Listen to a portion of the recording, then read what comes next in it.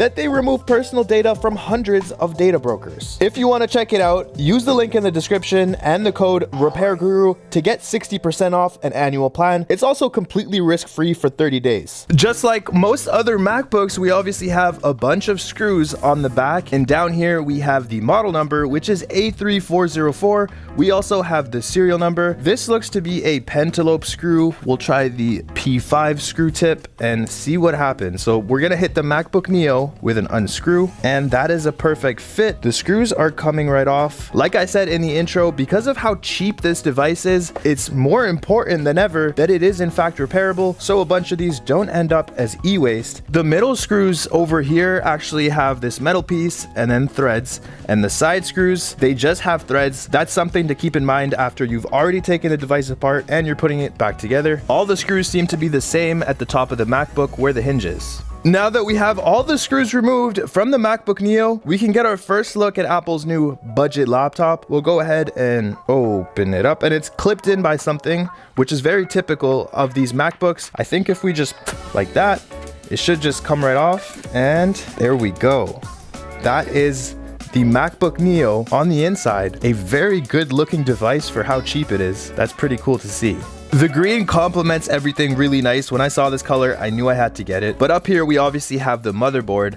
This is probably some sort of antenna band. I'm not quite sure yet. We have the battery, and down here we have the side firing speakers, and then we have the trackpad. We're gonna start off by removing the speakers and see how easy it is to take things off. So the speakers down here are held in by 4 T4 screws. These speakers apparently aren't very good despite them taking up a huge chunk of the MacBook, but it's a budget laptop, so kind of expected. The left one is unscrewed. Let's see how we can remove it. Okay, no adhesive, absolutely nothing holding it in but those 4 screws, which is really nice. We have a connector up here, and boom, we have the left speaker removed. That was almost too easy for an Apple product. Let's see if the right speaker is the same. And I saw the speaker move. Let's see if we could just, and boom, what is going on? So we have both speakers removed, and underneath the right speaker we have the headphone jack,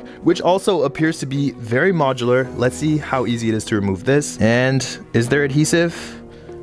No, there is not. It just comes right off, and I could just pop it out from the motherboard, and just like that we have the headphone jack removed, which is also color matched with the housing. Pretty cool. The next thing that needs to be removed is the trackpad, and Apple actually made some of the biggest changes to this trackpad versus most other MacBooks. This is mechanical now, and you're about to see what I mean in a second, but to remove it we have to use a Torx 8 screw bit. So we're gonna go ahead and unscrew. These are some pretty big screws, so you don't want to get them mixed up with all the others. Now we can remove this large metal plate, and you can see there's a physical button. So on other MacBooks it uses haptic feedback. There's no physical button, but on this one there is. We'll go ahead and unscrew these 2 and see what's under there. These screws are quite hard to remove. It looks like you don't even have to unscrew these 4 screws here. You can just pop that up, pull the connector out, and boom. How easy was that? Not bad at all. This trackpad was insanely easy to remove, and putting it back in will be really simple. The trackpads that use haptic feedback can be a little bit finicky, but I don't think we'll have that problem with this one. Next up is the battery, and Apple actually has some markings on here.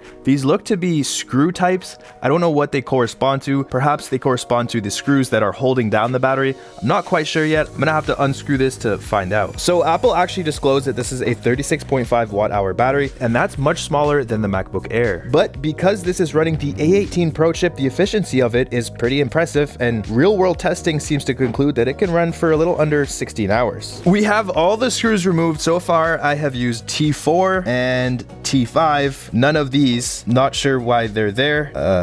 Yeah, we have 2 more screws to unscrew up here. If you take a look at this magnetic pad over here, like you can see we're dealing with a lot of screws, but if there's no adhesive holding this battery down, I don't care. Put as many screws as you want in this MacBook, that's fine, because that's a huge plus. We'll go ahead and unscrew, remove this plate, disconnect the battery, and it's moving around. Does it just come right off? That's crazy.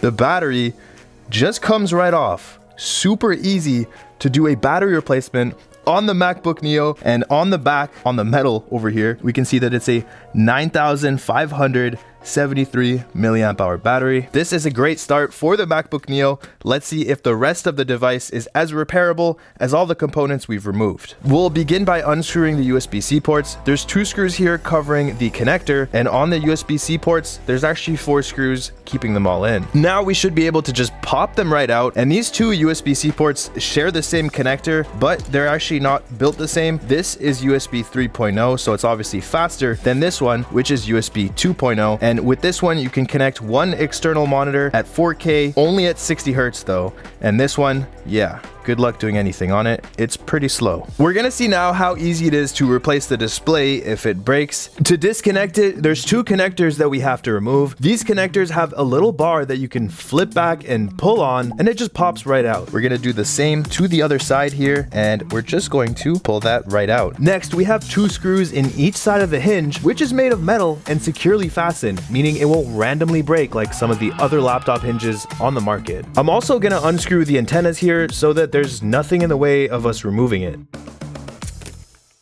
And there we go. The resolution of this display is around 2K. It has sRGB and its peak brightness is 500 nits. But Apple didn't include something with this laptop, which is True Tone. It likely lacks an ambient light sensor, which means no True Tone. It's also just 60 Hz. The bezels are kind of thick, and the webcam up here is decent. It's 1080p, but there's no center stage or desk view feature. Replacing this is going to be pretty easy for the average person though, which is a huge perk. We still need to unscrew this screw, and we can disconnect these cables. Removing that actually revealed the 2 microphones that this MacBook has. We're so close to removing the motherboard. To take a look at that A18 Pro chip, how does an iPhone chip look on a MacBook motherboard?